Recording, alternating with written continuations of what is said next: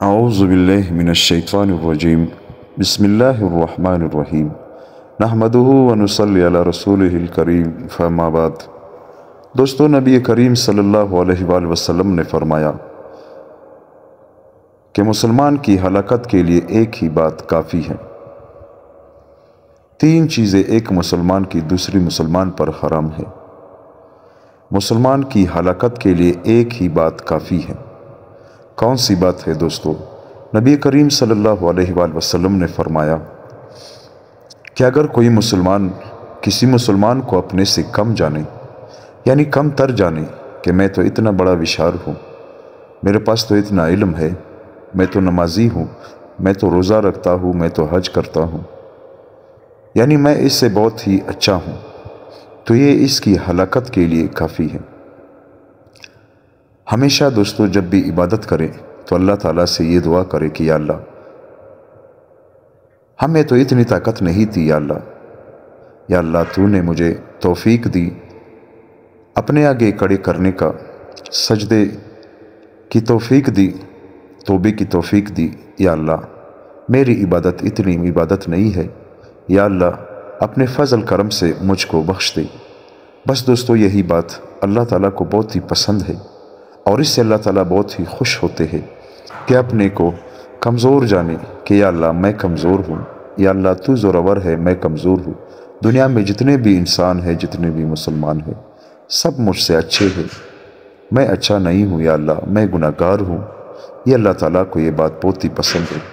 دوستو، جو بات نبی کریم صلی اللہ علیہ وآلہ وسلم نے جو حدیث کہی ہے، یعنی کہ اگر کوئی مسلمان کسی کو اپنے سے کم جانے، وہ آج کل عام ہے۔ دوستو، ہم کسی بھی محفل میں بیٹھتے ہیں، ہم کوشش کرتے ہیں کہ کسی غریب کو اپنے سے سرمایہ میں، یعنی کسی کا سرمایہ کم ہے تو ہمارا سرمایہ زیادہ ہے، ہم کوشش کرتے ہیں کہ ہم اسے بے عزت نگاہ سے دیکھیں اور اس کو بے عزت کریں، حالانکہ یہ بات اللہ تعالیٰ کو بہت ہی سخت ناپسند ہے، اور اس سے اللہ پاک بہت ہی ناراض ہوتے ہیں۔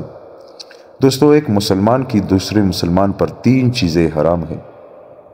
سب سے پہلے مسلمان کو ناحق قتل کرنا، خون بہانا، یہ مسلمان پر حرام ہے۔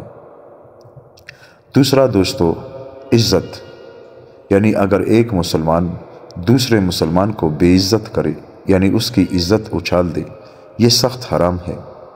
تیسرا دوستو، ایک مسلمان کا دوسرے مسلمان کا حق کھانا، حق مارنا، یہ بہت ہی سخت گناہ ہے۔ ان تینوں چیزوں سے اللہ تعالیٰ بہت ہی سخت ناراض ہوتے ہیں۔ نبی کریم صلی اللہ علیہ وآلہ وسلم نے جس طرح فرمایا ہے کہ اپنے مسلمان بھائی کو اپنے سے کم جاننا، یہ اس کی ہلاکت کے لیے کافی ہے۔ اسی طرح اگر کوئی مسلمان کسی مسلمان کی بے عزتی کرے، اسے بے عزت کرے، یہ بھی اس کی ہلاکت کے لیے کافی ہے۔ یا کوئی مسلمان کسی مسلمان کو ناحق قتل کرے، یہ بھی اس کی ہلاکت کے لیے کافی ہے۔ یا اگر کوئی مسلمان کسی مسلمان کا حق کھائے ناحق، یعنی اس کا پیسہ کھائے، اس کا زمین قبضہ کرے، اس کی جائیداد قبضہ کرے، یعنی اس کا حق ہے لیکن ایک مسلمان نے اس مسلمان سے وہ چیزیں اپنی طاقت پر لے لی، قبضہ کی، چوری کی، جو کچھ بھی کیا، یعنی اس سے وہ سامان لیا، وہ پیسے لیے، وہ زمین لی، یہ اس مسلمان پر سخت حرام ہے، اور اس سے اللہ پاک سخت ناراض ہوتے ہیں۔ دوستو، اللہ تعالی ہم سب کو ان باتوں پر عمل کرنے کی توفیق عطا فرمائیں۔ جس طرح کہ آج کل فتنے عام ہے، یعنی جس گھر میں بھی جاؤ بیماری ہے، پریشانی ہے، کسی بھی انسان کو، کسی بھی مسلمان کو آپ خوش نہیں دیکھیں گے۔ اس کی کیا وجہ ہے؟ اس کی اصل وجہ یہ ہے کہ مسلمانوں کا ایمان پیسہ ہے، مسلمانوں کا ایمان زمین ہے، مسلمانوں کا ایمان عورت ہے، بس اور کچھ نہیں ہے۔ مسلمان موت سے ڈر گئے، یعنی موت کو بالکل اپنے دل سے نکال دیا۔ کبھی یہ سوچتے بھی نہیں کہ اگر ہم بستر پر بھی پڑے رہے تب بھی موت نے ہم کو لے جانی ہے، اور موت نے آ کر ہی ہم سے ملنی ہے۔ لیکن مسلمان اتنے بزدل ہو چکے ہیں کہ بزدلی کی وجہ سے مسلمان اپنے، یعنی جتنے بھی دنیا کے کفار ہیں، بزدلی کی وجہ سے مسلمانوں پر اتنے غالب آ گئے ہیں کہ مسلمانوں کے جتنے بھی یعنی ذخائر ہے وہ سارے کفار کے ہاتھ میں آ گئے۔ کیونکہ مسلمان بزدل ہو گئے ہیں۔ یہ بزدلی کہاں سے آتی ہے میرے بھائی اور دوستو؟ یہ بزدلی اللہ تعالیٰ کی نافرمانی سے آتی ہے۔ جس طرح نافرمانیاں ہم اللہ تعالیٰ کی کر رہے ہیں، آہستہ آہستہ ہم بزدل ہوتے جا رہے ہیں، ہم نماز سے دور ہو رہے ہیں، گناہوں کے قریب ہو رہے ہیں، ہم اللہ کے گھر سے دور ہو رہے ہیں۔ نوست والے جگہوں پر بیٹھنا ہم اپنے لیے باعث عزت سمجھتے ہیں۔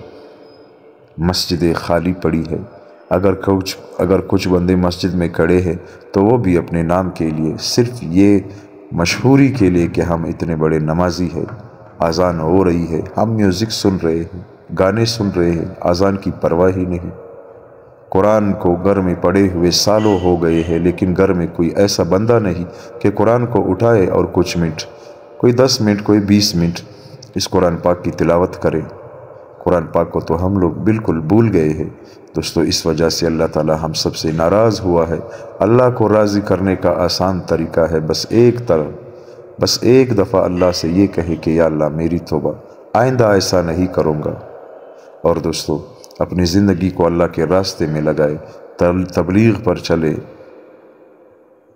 چلا 4 مہینے جتنے بھی اجتماعات ہو رہے ہیں ان کی پابندی کرے، اپنے محلے میں پابندی کرے دوستو۔ یہی ایک راستہ ہے نجات کا، یقین مانیے یہی ایک راستہ ہے کہ ہم خود بھی اچھے کام کریں اور دوستوں کو اور دوسرے مسلمانوں کو بھی اچھے کاموں کی طرف بلائے، خود بھی اللہ والے بن جائے اور دوسروں کو بھی اللہ والے بننے کی دعوت دے۔